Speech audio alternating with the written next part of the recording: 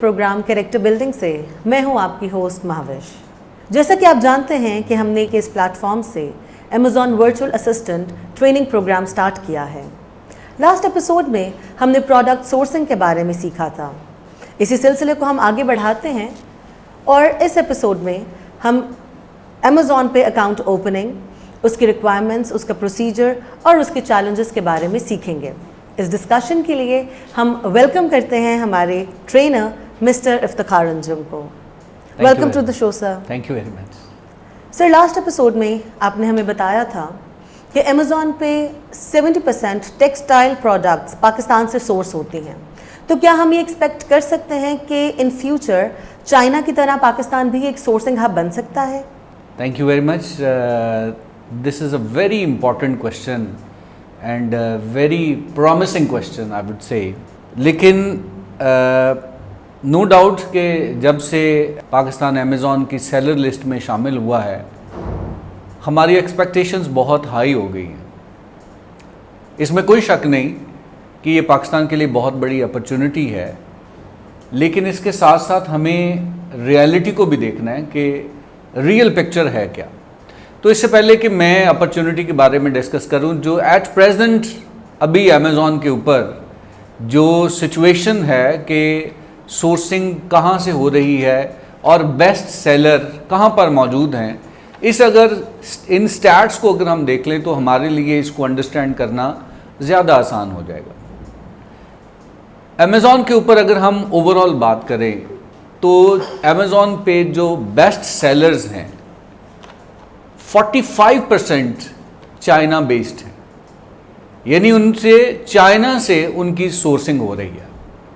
और 45% जो best sellers हैं वो यूएस बेस्ड हैं, यानी जिनकी सोर्सिंग यूएसए से हो रही है।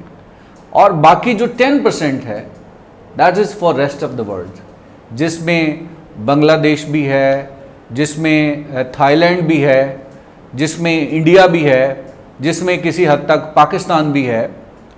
लेकिन जो आपका क्वेश्चन है कि जो टेक्सटाइल इंडस्ट्री है पाकिस्तान की दुनिया की बेहतरीन टेक्सटाइल इंडस्ट्री है, और अमेज़ॉन ने खुद इस बात को एक्नॉलेज किया है कि टेक्सटाइल प्रोडक्ट्स ज़्यादातर पाकिस्तान से सोर्स हो रही हैं, बट उसको इनडायरेक्टली सोर्स किया जा रहा है।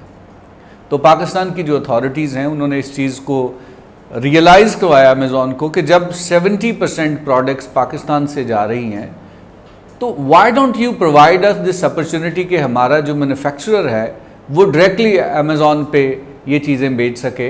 तो इस चीज़ को देखते हुए अमेज़ॉन ने इस चीज़ को एक्नॉलेज किया और पाकिस्तान सेलर लिस्ट में शामिल हुआ। अब है अगली बात कि क्या पाकिस्तान चाइना की तरह एक सोर्सिंग हब बन सकता है। देखिए, चाइना और पाकिस्तान में अगर हम डिफरेंसेस की बात करें तो to be very honest China is way above अस।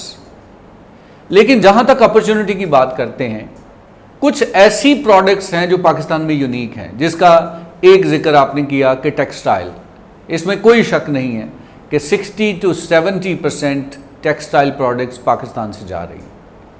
अब पाकिस्तानी मैन्युफैक्चरर के लिए भी अपॉर्चुनिटी होगी कि वो अपने जो टेक्सटाइल के ब्रांड हैं, जो फैब्रिक के ब्रांड हैं, जो फैशन ब्रांड्स हैं, वो अमेज़ॉन पर लॉन्च कर सकते हैं। और अभी काफ़ी ज़्यादा ब्रांड्स जो है वो मैंने देखा है कि पाकिस्तानी ब्रांड लॉन्च भी हो रहे हैं। इसी तरह स्पोर्ट्स का जो इक्विपमेंट है पाकिस्तान के पास, फिटनेस और स्पोर्ट्स का जो इक्विपमेंट है वो सबसे बेहतरीन है। इसी तरह अगर हम सर्जिकल की बात करें और गेम्स की बच्चों की अगर बात करें तो ये वो चीज़ें हैं कि जो पाकिस्तान के पास एक यूनिकनेस है। लेकिन why this is not very much like China. हमारी सिचुएशन चाइना की तरह क्यों नहीं है? नो डाउट हमारी अगर हम बात करें लेबर कॉस्ट की बात करें तो पाकिस्तान उन कंट्रीज़ में से है कि जिसमें सस्ती लेबर कॉस्ट है। यानी अगर जो एक सर्वे के रिज़ल्ट के मुताबिक कि पाकिस्तान में जो फैक्ट्री वर्कर है उसके ऊपर पर मंथ जो कॉस्ट आ रही है $135 है, which is one of the lowest cost. और अगर प्रोडक्शन कॉस्ट की बात करें तो लेबर कॉस्ट उसके साथ डायरेक्टली अटैच्ड होती है तो यहाँ पे जो प्रोडक्शन है वो सस्ती प्रोडक्शन हो सकती है। ये है अपॉर्चुनिटी, लेकिन इसके साथ साथ चैलेंजेस क्या फेस करने पड़ रहे हैं। पाकिस्तान क्यों उतनी जल्दी से प्रोग्रेस नहीं कर पा रहा, हालांकि हमारा हमसाया बांग्लादेश है। बांग्लादेश 2019 में यूएसए ने, अमेज़ॉन ने खुद जो है वो उनको एक्नॉलेज किया और उनको यूएसए के अंदर उनको अपनी प्रोडक्ट्स रखने की इजाज़त दी। लेकिन हमारे जो प्रॉब्लम है वो एक तो हमारा कल्चर है। पाकिस्तान के लोगों का जो माइंडसेट है बिज़नेस का वो बड़ा डिफरेंट है, और अमेज़ॉन पे काम करना उसका माइंडसेट बड़ा डिफरेंट है। जैसे कि पहले भी हम बात कर चुके हैं कि Amazon is customer centric. Amazon इस बात के बिल्कुल क्वेश्चन नहीं पूछता कि कस्टमर ने कोई प्रोडक्ट क्यों वापस की है, और जब रिटर्न 5% से ज़्यादा होगी, और वो भी 5% से इस तरह से कि अगर कोई बंदा कहता है जी यार मैंने अपना माइंड चेंज कर लिया है, मैंने चीज़ खरीदनी थी नहीं खरीदनी, अमेज़ॉन कहता है ठीक है वापस कर दें। वो कहता है ये कलर मुझे पसंद नहीं आया, मैंने ये नहीं खरीदनी, अमेज़ॉन कहते हैं वापस कर दें। लेकिन अगर कहीं पे कस्टमर ये रिस्पॉन्स दे कि जनाब जो प्रॉमिस किया गया था वो नहीं है, तो अमेज़ॉन आपकी लिस्टिंग ब्लॉक कर देगा। ये चैलेंजेस हैं। पाकिस्तान का कल्चर ये है कि what we promise we do not deliver.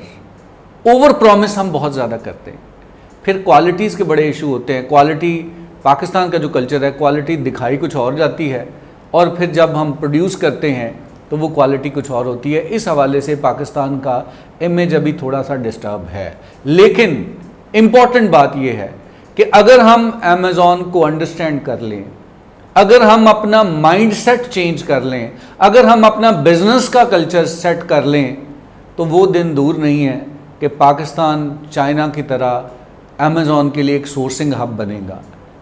But ये कोई छोटा सफ़र नहीं है, इसमें हमें अपने बिजनेस सेटअप को पूरा रिफॉर्म करने की ज़रूरत है। We need to make our business ecosystem customer centric. Sir, आप प्लीज़ हमें ये बताएं कि मौजूदा सूरत हाल में एक सेलर के लिए किस मार्केट प्लेस में बिज़नेस स्टार्ट करना फ़ायदेमंद हो सकता है? मार्केट प्लेसेस को अंडरस्टैंड करना बड़ा ज़रूरी है, इससे पहले कि हम ये डिसाइड करें कि हम किस मार्केट प्लेस में बिज़नेस लॉन्च करना चाहते हैं। अभी एक तो मैं ये बात क्लियर कर दूं कि पाकिस्तान जैसे सेलर सेंटर की लिस्ट में शामिल हुआ है, सेलर्स की लिस्ट में शामिल हुआ है, तो अभी सिर्फ पाकिस्तान सेलर्स अप्रूव्ड सेलर की लिस्ट में शामिल हुआ है। पाकिस्तान अभी मार्केट प्लेस नहीं बना। मार्केट प्लेस वो होती है जहां पे अमेज़ॉन अपनी प्रोडक्ट्स डिलीवर करता है। अगर अभी हम मार्केट की प्रेजेंट सिचुएशन की बात करें तो there are 17 market places, 17 market places हैं, और एक सेलर के लिए सबसे इंपॉर्टेंट बात यह है कि उसको वो मार्केट प्लेस चूज करनी है जहां पे उसने सेल करना है। तो पहले हम इसके थोड़ा सा स्टैट्स को अंडरस्टैंड कर लेते हैं ताकि हमें ये डिसीजन करने में आसानी रहे। सबसे जो बड़ी मार्केट प्लेस है अमेज़ॉन की वो है यूएसए। अमेज़ॉन का जितना बिजनेस है उसका 66% यूएसए में है, यानी आप समझ लीजिए कि मेजर शेयर पूरी दुनिया एक तरफ, और उससे भी तकरीबन डबल शेयर जो है वो यूएसए के पास है। तो ज़्यादा अगर इसमें कोई कहना भी गलत नहीं है कि ये मेजरली यूएसए बेस्ड है। लेकिन यूएसए के अलावा भी 66 की अगर हम बात करें तो 34% जो मार्केट शेयर बाकी है उसकी डिवीज़न क्या है। इसमें अगर सेकंड बड़ी हम मार्केट प्लेस को देखें तो वो जर्मनी है। जर्मनी में 11% शेयर है अमेज़ॉन का। उसके बाद यूके है, यूके में 8% है, जापान में 8% है, ये मेजर हैं। उसके बाद छोटे छोटे जिस तरह इटली है, स्पेन हो गया और नीदरलैंड हो गया, इसमें 1% शेयर है। और इसी तरह अगर हम छोटे छोटे मार्केट प्लेसेस की बात करते हैं तो उसमें किसी में 5% शेयर है, और बाकी सारी मार्केट प्लेसेस को मिला दें तो हमारे पास 3.5% शेयर बनता है। अब ये स्टैट्स अगर आप समझें और अपने सामने रखें तो अगर एक नया सेलर ये डिसाइड करता है कि मैंने यूएसए में प्रोडक्ट लॉन्च करनी है तो नो डाउट बहुत बड़ा पोटेंशियल है। 66% market millions of people, billions of people मौजूद हैं, लेकिन आप ये देखिए कि इतनी बड़ी मार्केट में एक नए सेलर के लिए सरवाइव करना मुश्किल हो जाता है। इसलिए पहली बात तो ये है कि अगर आप नए सेलर हैं, आप कभी भी यूएसए से स्टार्ट ना कीजिए। ये बिल्कुल आप ऐसी है कि जैसे आप स्विमिंग सीखते हैं तो पहले एक छोटे तालाब में आप स्विम करना सीखते हैं। डायरेक्ट अगर आप दरिया में छलांग लगाएंगे तो बहुत ज़्यादा चांसेस हैं डूबने के। बहुत सारे सेलर्स, और पाकिस्तान से भी बहुत सारे सेलर्स जो हैं वो अट्रैक्ट हो रहे हैं यूएसए की तरफ। नहीं जी, हमने प्रोडक्ट लॉन्च करना है तो यूएसए में लॉन्च करना है क्योंकि वहाँ पे डिमांड है। लेकिन हम बताते हैं, एज अ कंसल्टेंट बताते हैं कि भाई आप यूएसए में ज़रूर जाएं, but this is not the right time to launch your product in USA. उसके लिए आपने बड़े बड़े मगरमच्छों से मुकाबला करना है। तो अभी तो आपने तैरना भी नहीं सीखा, आप कैसे मगरमच्छों से मुकाबला करेंगे? फिर बाकी अगर हम देखें तो जो यूरोप है ये एक अच्छी मार्केट प्लेस है। अब अगर यूरोप की हम बात करते हैं तो यूके के साथ आप इटली मिला दीजिए, इसका अच्छा शेयर है। इसी तरह अगर आप जर्मनी को भी आप देख लें कि जर्मनी को भी किसी तरह आप साथ जो है वो अटैच कर लें, तो ये तकरीबन कोई आप सारी मार्केट्स को कुछ मिला लें जिसमें आप इटली है, नीदरलैंड है, आपका जो है स्पेन है, फ्रांस है। ये वो मार्केट प्लेसेस हैं जो सिर्फ आपके पास यूके का अकाउंट हो तो आप इन सब मार्केट प्लेसेस को कवर कर सकते हैं। बाकी जो छोटी छोटी मार्केट प्लेसेस हैं, जिस तरह लोग कनाडा के बारे में बहुत एक्साइटेड है, जी कनाडा जो है it's very much like USA, तो हम वहाँ पे जो है वो कर दें, लेकिन कनाडा का मार्केट शेयर बहुत छोटा है। इसी तरह यूएई के बारे में मार्केट शेयर बहुत कम है, इंडिया का मार्केट शेयर बहुत कम है। ये हमें अंडरस्टैंड करने की ज़रूरत है। तो अगर हम नए सेलर की बात करें तो as a consultant, as a trainer, I would suggest कि अगर आप नए सेलर हैं तो आप यूके से स्टार्ट कीजिए। जब आप यूके से स्टार्ट करेंगे, 8% मार्केट शेयर है, आप यूके की प्रोडक्ट जर्मनी में लॉन्च कर सकते हैं, 11% उसका शेयर है। फिर इसी तरह सेम अकाउंट से आप उन प्रोडक्ट्स को आहिस्ता आहिस्ता एक्सटेंड करते जाएं। आप इटली में, आप नीदरलैंड में, आप फ्रांस में, आप स्पेन में, ये तकरीबन कोई 25%, 26% शेयर बनता है और इट्स अ गुड मार्केट। जब आप मैच्योर हो जाएं, जब आपको पता चल जाए, एक 1 to 100 का सफ़र आप तय कर लें, आपको ये पता चल जाए मैंने अकाउंट कैसे खोलना है, आपको ये पता चल जाए इसके ऑब्जेक्शंस क्या आते हैं, आपको ये पता चल जाए ऑब्जेक्शंस को कैसे ख़त्म करना है, रिव्यूज़ कैसे लेने हैं, एवरीथिंग जब आपको समझ आ जाए तो देन इट्स द टाइम कि you can jump to USA market. तो ये एक स्ट्रैटेजी है जिसके ऊपर हम लोग काम करते हैं, ख़ुद भी इसी स्ट्रैटेजी पे काम करते हैं और अपने स्टूडेंट्स को भी स्ट्रैटेजी पे काम करने के लिए कहते हैं। तो नए सेलर के लिए बेस्ट अप्रोच ये होती है टू स्टार्ट फ्रॉम यूके, और फिर यूके में अगर आपका अकाउंट है, आपने कंपनी फॉर्मेशन आपकी यूके में है, तो आपको अलग से कंपनी बनाने की यूएसए में ज़रूरत नहीं है। आप उसी कंपनी के ज़रिए यूएसए में भी अपना काम स्टार्ट कर सकते हैं। सर आई गेस बड़ी अच्छी एडवाइस एक स्ट्रैटेजी के लिए आपने बताया एक नए सेलर के लिए, और ये बड़ी अच्छी एडवाइस है जिस पे अमल किया जा सकता है एक नए सेलर को। सर आगे बढ़ते हैं, आप हमें ये बताएं कि अमेज़ॉन पे अकाउंट ओपनिंग के रिक्वायरमेंट्स क्या होती हैं? अकाउंट ओपनिंग की जब हम बात करें तो इसमें 2-3 चीज़ें हैं, क्योंकि अमेज़ॉन पे अकाउंट खोलने से पहले कुछ प्री रिक्विजिट्स हैं और उन प्री रिक्विजिट को मुकम्मल करने के बाद आप अमेज़ॉन पे अकाउंट खोलने के काबिल होते हैं। जैसे पहली अगर बात करें, लेकिन हम यूके की मैंने बात की है तो यूके की एग्जांपल को हम लेके चलते हैं।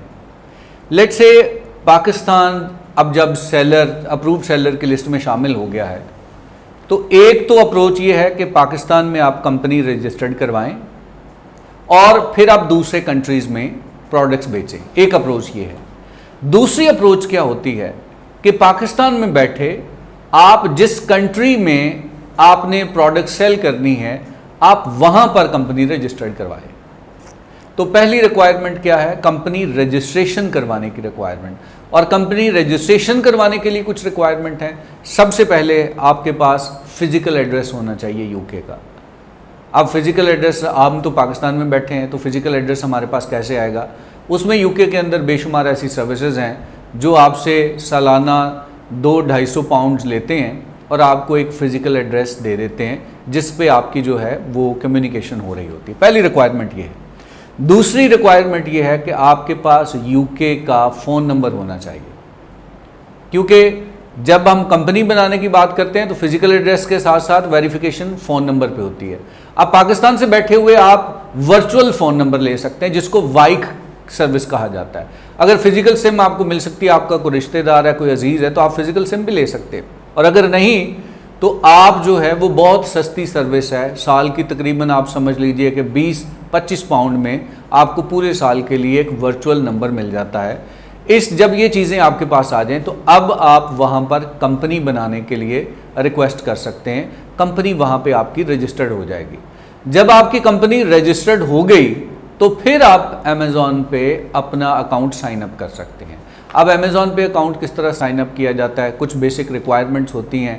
कुछ रिक्वायरमेंट्स तो ये आ गई कि आपकी कंपनी आपने रजिस्टर्ड करवा ली है, उसकी जो टैक्स डिटेल बाकी सारी चीज़ें वो आपने देनी है। उसके अलावा आपकी पर्सनल डिटेल है, आपने अपनी पर्सनल डिटेल देनी है। यहाँ पर आपने बहुत सारे अपने डॉक्यूमेंट्स होते हैं जिसमें आपके एड्रेस की वेरिफिकेशन है कि पाकिस्तान में आपका कौन सा एड्रेस है, वहाँ का आपको बिजली का या किसी भी इलेक्ट्रिसिटी का बिल जो है वो जमा जो करवाते हैं वो आप बताएं। जो बैंक स्टेटमेंट है आपकी पर्सनल या कंपनी की, तो बैंक स्टेटमेंट आपने देनी है। तो ये सारी चीज़ें जब आप रिक्वायरमेंट पूरी करते हैं तो फिर आप रिक्वायरमेंट फुलफ़िल करके अकाउंट के लिए अप्लाई करते हैं। अमेज़ॉन उसको रिव्यू करता है, प्रोडक्ट्स को, जितने भी डॉक्यूमेंट्स को रिव्यू करता है। तकरीबन ऑलमोस्ट 30 डेज़ लग जाते हैं उस अकाउंट को अप्रूव करने में। ये स्टेप बाय स्टेप प्रोसेस है और जो मैंने डॉक्यूमेंट्स बताएं इनको आपने अपलोड करना होता है और वन बाय वन आपने सारी इन्फॉर्मेशन देनी है और इन्फॉर्मेशन ट्रू देनी है। जैसे नाम है, अगर आपका नाम है जो CNIC पे नाम है वही नाम आपने देना है, कोई नाम चेंज करके नहीं देना, कोई स्पेलिंग की मिस्टेक नहीं होनी चाहिए। और अगर कोई चीज़ें होती हैं तो उस पर काफ़ी ज़्यादा इसके फिर ऑब्जेक्शंस आ जाते हैं। सर, हमने ये भी सुना है कि अमेज़ॉन पे अकाउंट रिजेक्ट भी हो जाते हैं। So what are the main reasons of account rejection? Amazon पे जब हम अकाउंट साइन अप करते हैं तो उसके रिजेक्शन की बेशुमार रीजंस हैं, जिनमें से चंद मैं आपके साथ शेयर करूँगा। सबसे जो बड़ी रीज़न है वो ये है कि डुप्लीकेट आइडेंटिटी अमेज़ॉन एक्सेप्ट नहीं करता। अब जो आपकी आइडेंटिटी है, फॉर एग्ज़ाम्पल आपका मोबाइल नंबर है, आपका ईमेल एड्रेस है, आप उसको जब एक दफ़ा आपने एक अकाउंट में यूज़ कर लिया है तो जब आप दोबारा उसको यूज़ करेंगे तो वो डुप्लीकेशन हो जाएगी। इसलिए एक चीज़ का तो आपने ख्याल रखना है, जो सबसे बड़ी वजह बनती है अकाउंट के रिजेक्ट होने की, क्योंकि आमतौर पे लोग ट्रायल करते हैं कि अपने क्रेडेंशियल्स यूज़ करके एक दफ़ा ट्राई किया, वो किसी तरह से अप्रूव हुआ नहीं हुआ, दोबारा जब वो सीख लेते हैं दोबारा ट्राई करते हैं, तो डुप्लीकेट जब हो जाएगा आपका कॉन्टैक्ट तो फिर अमेज़ॉन उसको एक्सेप्ट नहीं करेगा। दूसरी जो बड़ी वजह है वो है आपके जो डॉक्यूमेंट्स हैं उनका नामुकम्मल होना। जो मैंने अभी आपको लिस्ट बताई है कि आपको जो है वो अपनी बैंक स्टेटमेंट देनी है, आपको क्रेडिट कार्ड की लिस्ट प्रोवाइड करनी है, आपको घर के यूटिलिटी बिल का या ऑफिस के यूटिलिटी बिल आपको जो है वो देने हैं, आपको बैंक स्टेटमेंट्स देनी है। ये सारी चीज़ें क्या होंगी, ये वेरीफाइड होंगी। और एक अगर आप कंपनी अकाउंट खोल रहे हैं तो आपको एक कैंसल्ड चेक भी देना है। अब उस चेक के ऊपर ऑथराइज सिग्नेचर होने चाहिए, स्टैंप होनी चाहिए। ये छोटी छोटी जो रिक्वायरमेंट है जिनको बड़ा माइन्यूटली आपने पूरा करना है, क्योंकि अगर कोई भी चीज़ इनकम्प्लीट हुई तो अमेज़ॉन उसको रिजेक्ट कर देगा। तीसरी बड़ी वजह क्या होती है कि आप कोई ऐसी प्रोडक्ट सेल करना चाहते हैं जो रिस्ट्रिक्टेड है, अमेज़ॉन उसको रिस्ट्रिक्ट करता है, उसकी अप्रूवल लेनी पड़ती है। आपने अप्रूवल नहीं करवाई और वैसे आपने अकाउंट खोला, क्योंकि जब अकाउंट खोलेंगे तो आपने बताना कि मैंने कौन सी प्रोडक्ट सेल करनी है। आपने उन प्रोडक्ट्स के इमेजेस देने होते हैं। अगर इमेजेस क्लियर नहीं है, क्योंकि आमतौर पे लोग ये समझते हैं कि अभी अकाउंट ही खोलना है, मोबाइल से प्रोडक्ट का इमेज लिया, वो इमेज अपलोड कर दिया। इमेज अगर सब स्टैंडर्ड हुआ, क्लियर ना हुआ, तो क्या होगा कि उसको वो एक्सेप्टेबल नहीं होगा। आमतौर पे लोग डॉक्यूमेंट्स भी क्या करते हैं, मोबाइल का कैम स्कैन यूज़ करके वो स्कैन कर रहे होते हैं, तो वो उसकी विजिबिलिटी नहीं होती, उस पर भी रिजेक्शन जो है वो आ जाती है। तो ये छोटी छोटी चीज़ें हैं जिनका आपने ख्याल रखना है। और जो प्रोडक्ट्स आपने सेल करनी है वो गेटेड नहीं होनी चाहिए, किसी किस्म की रिस्ट्रिक्शन नहीं होनी चाहिए, जो क्वालिटी आप बेच रहे हैं वो सब स्टैंडर्ड नहीं होनी चाहिए।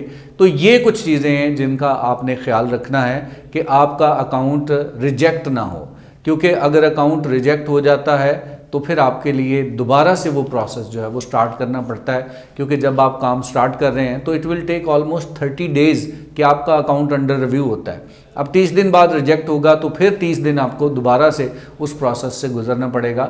इसलिए ये ज़रूरी है कि आप इन चीज़ों का ख्याल रखें कि जो रिक्वायरमेंट्स हैं उनको आप गाइडलाइन के मुताबिक पूरा कीजिए ताकि आपका अकाउंट अप्रूव्ड हो, रिजेक्ट ना हो। अच्छा सर, नॉर्मली होता ही है कि जब हम एक कन्वेंशनल बिजनेस की बात करते हैं तो उसमें इंसान हिट एंड ट्रायल से एक्सपीरियंस हासिल करता है, बट अमेज़ॉन पे अगर हम आपसे ही सीख रहे हैं और अमेज़ॉन पे ये भी सुना है कि पॉलिसीज़ इतनी स्ट्रिक्ट होती हैं कि आप एक पॉलिसी वायलेशन हुई और आपका अकाउंट सस्पेंड हो जाता है या बंद हो जाता है। तो मुझे बताएं कि एक इंसान अमेज़ॉन पे किस तरह से एक्सपीरियंस हासिल कर सकता है, तजर्बा उसको बिजनेस का कैसे मिलेगा? इसमें कोई शक नहीं है कि हम जो चीज़ें सीखते हैं वो हिट एंड ट्रायल से सीखते हैं। Yes, of course. कोशिश करते हैं, नाकाम होते हैं, दोबारा कोशिश करते हैं, नाकाम होते हैं, इसी तरह कोशिश करते करते हम एक दिन कामयाब हो जाते हैं। लेकिन अमेज़ॉन की जो पॉलिसीज़ हैं वो बड़ी स्ट्रिंजेंट और स्ट्रिक्ट पॉलिसीज़ हैं। अगर पॉलिसी वायलेशन हुई तो आपकी फौरी तौर पे लिस्टिंग ब्लॉक हो जाएगी, और अगर मज़ीद कोई गलती हुई तो आपकी जितनी बड़ी इन्वेस्टमेंट मर्जी हो आपका अकाउंट ब्लॉक हो जाएगा।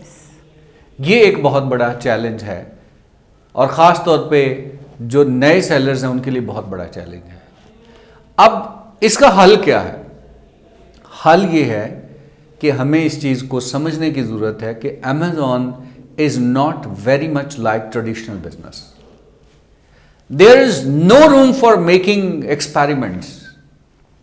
इसलिए हम इस चीज़ पे हमेशा जोर देते हैं कि विदाउट लर्निंग आप अमेज़ॉन पे ट्राई ना करें, क्योंकि अमेज़ॉन पे बिजनेस करना इट्स समथिंग मतलब विच कॉस्ट मनी।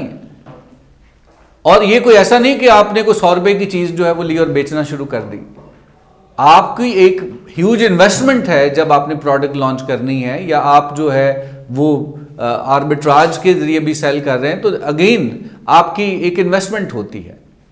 इसलिए हमेशा हम ये कोशिश करते हैं, और इसी वजह से हम ये पूरा एक कोर्स रिकॉर्ड कर रहे हैं, ताकि जो कोई बंदा, कोई एंटरप्रेन्योर है, कोई नया स्टूडेंट है, कोई नया बिजनेसमैन है जो ट्राई करना चाहता है, तो उसको पहले इसको मुकम्मल तौर पर सीखने की ज़रूरत है। जो अमेज़ॉन की पॉलिसीज़ हैं उनको सीखने की ज़रूरत है, जो उसके रूल्स हैं उनको अंडरस्टैंड करने की ज़रूरत है, बेस्ट प्रैक्टिसेस को फॉलो करने की ज़रूरत है, और डायरेक्ट प्रोडक्ट लॉन्च नहीं करनी। हम हमेशा अपने स्टूडेंट्स को ये कहते हैं कि जब आप ट्रेनिंग लें, ट्रेनिंग लेने के बाद एज अ वीए काम करें, वर्चुअल असिस्टेंट के तौर पे काम करें। आप किसी और वीए के साथ एज एन असिस्टेंट काम करें, उसको असिस्ट करें, और जब आप 2-4 अकाउंट पे काम कर लेते हैं, आपको चीज़ें समझ आ जाती हैं, तो फिर आप एग्रेसिवली काम कर सकते हैं। तो नो डाउट आप हिट एंड ट्रायल से ही सीखते हैं, लेकिन यहाँ पे जो हिट एंड ट्रायल है वो थोड़ी सिस्टमैटिक होगी।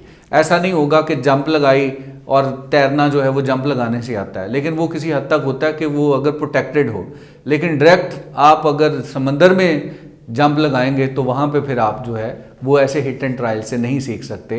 This is not a pond, this is a sea, जिसमें आपको अच्छी तरह से स्विमिंग सीखने के बाद, एक्सपर्ट होने के बाद आपने जंप लगाना है। इसलिए यहाँ पे थोड़ी सी अप्रोच बिजनेस की डिफरेंट है। तो आई सजेस्ट यू कि आप लर्न करें, आप चीज़ों को सीखें, आप इसके सिस्टम को अंडरस्टैंड करें, then you would be able to do business successfully. बहुत बड़ी मार्केट है, $1 बिलियन मार्केट है, पाकिस्तान के लिए बहुत बड़ी अपॉर्चुनिटी है, नए बिजनेसमैन के लिए बहुत बड़ी अपॉर्चुनिटी है, लेकिन not without learning, hit and trial से नहीं, विद प्रॉपर नॉलेज आप इस पे कामयाब हो सकते हैं। सर, यकीनन आज का प्रोग्राम मेरे लिए तो बहुत इंटरेस्टिंग और इन्फॉर्मेटिव था, और यकीनन नाजरीन आपको भी ये आज के एपिसोड हमारी बहुत पसंद आई है। आपसे हम यही रिक्वेस्ट करते हैं कि हमारा जो YouTube चैनल है आप इसको सब्सक्राइब करें, आप हमारे वीडियोस को शेयर करें, लाइक करें और अपना फीडबैक हमें कमेंट्स में ज़रूर दें, ताकि हम आइंदा आने वाली जो हमारी एपिसोड्स हैं उनको मज़ीद बेहतर बनाएं। प्लस आपके अगर कोई भी क्वेश्चंस ट्रेनिंग से रिलेटेड और इन सेशन से रिलेटेड होते हैं, वो भी आप हमें ज़रूर उस पर कॉमेंट सेक्शन में पूछ सकते हैं और हमारे ट्रेनर यकीनन आपको उस पर जवाब देंगे। इसी नोट के साथ आप हमें इजाज़त दें। आपसे मुलाकात होगी एक नए टॉपिक और नए एपिसोड के साथ। खुदा हाफिज़।